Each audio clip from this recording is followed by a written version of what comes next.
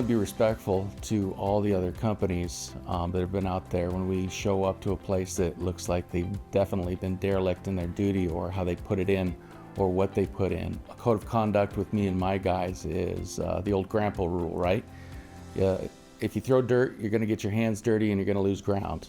What you do is you just basically focus on, yeah, there's some stuff that needs to be improved, that's necessary, and then we take them through that range of what they need to get taken care of.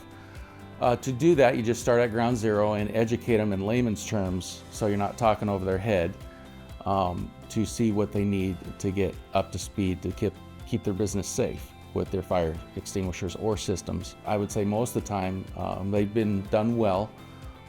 Some of them that are just kind of like driving without tabs on the road will go a little while until the fire marshal comes in.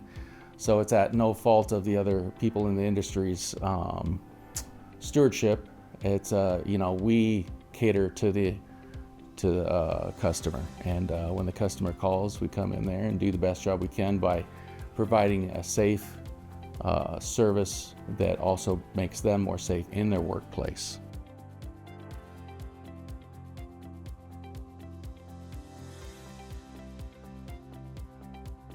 The biggest challenge, I visit a lot of businesses every day, so it's the same. They're in good company when everybody's looking for an employee that actually shows up every day, does a good job, and wants to better himself. I mean, that benefit, if you can find one of those guys nowadays, it's golden. That's the number one challenge. Getting people that not only show up, come to work, and want to educate themselves and are responsible is just right at the top of anybody's list. Now, the problem with that is that usually once you find a guy like that, you got to pay him a lot of money.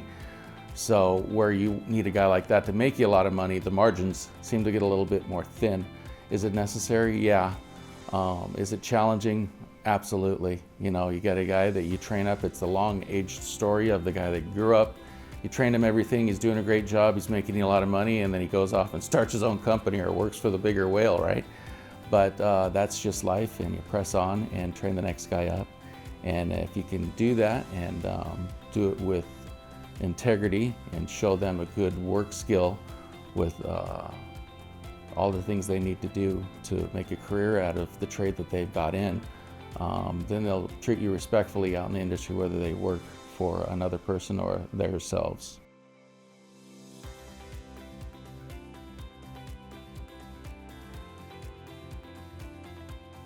One of the challenges that we have, that we've been running into in Seattle, I don't know about other parts of the country, but we have now weed dispensaries and people that make marijuana oil and all the stuff that comes with that. How they do that is they dip it in liquid propane to get the oils out, which is pretty explosive. And it's a workspace that's full of a lot of heat and lights and fans, and the egress, regress inside those buildings with everything that's going on, a little bit challenging. The fire marshal throws in what he needs, and we throw in what we think is necessary to keep that work environment safe. That's one that we're having in Washington right now with the explosion of it. The other thing is lithium batteries. So we have a lot of companies that install equipment or have equipment that has lithium batteries, even suppliers of small tools. And to have something that can put that out, most Class Ds even say on it, it doesn't put out a lithium battery. So we're figuring out new ways to keep that in zones that won't continue the fire if anything did happen. So we try until we can find something that works a lot better, that's easier and affordable for companies. We set them up with what we call safe zones, so people can get in and out or have that most volatile place in a part of the warehouse or the business that's going to contain that fire the best it can.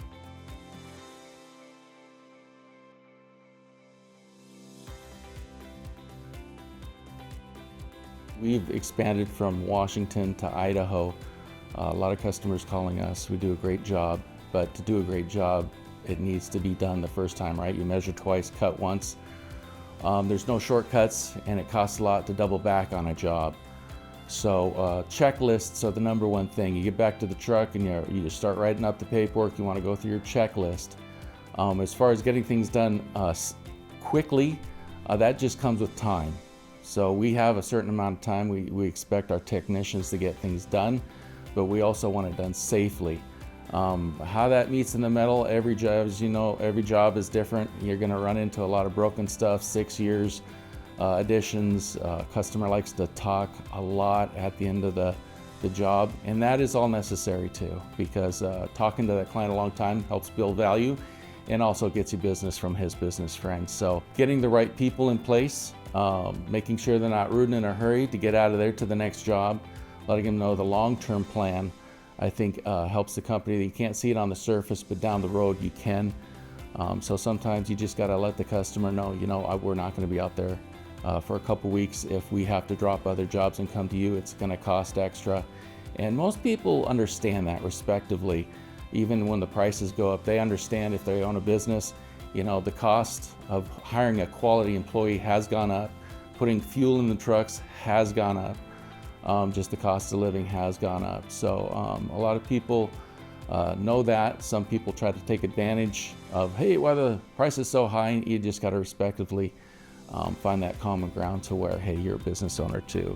This is not something that's new or surprising in the industry. So I would say not compromising or cutting the corners on safety or on how you treat the customer out there is key if you want to continue to grow this business. If you're going to stay in business down the future, well, things are kind of tight now.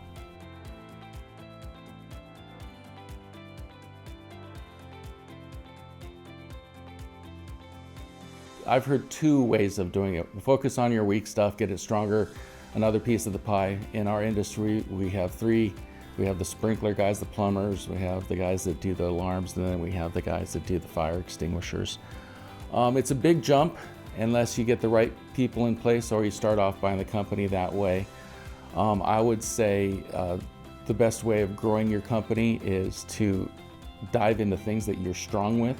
If you have a kid that's just like on the A team as far as setting up places, he knows how to do it, he knows how to do it fast and well, put them out there. It's just like Michael Jordan, right? If he can shoot the ball, give him a ball, don't send him to go swim for the Olympic team.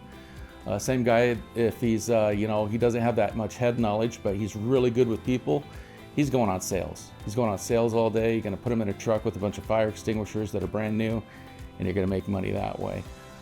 Growing your business is just a matter of utilizing the opportunities that you developed in the past, building up, so when the opportunity comes, you're ready for it.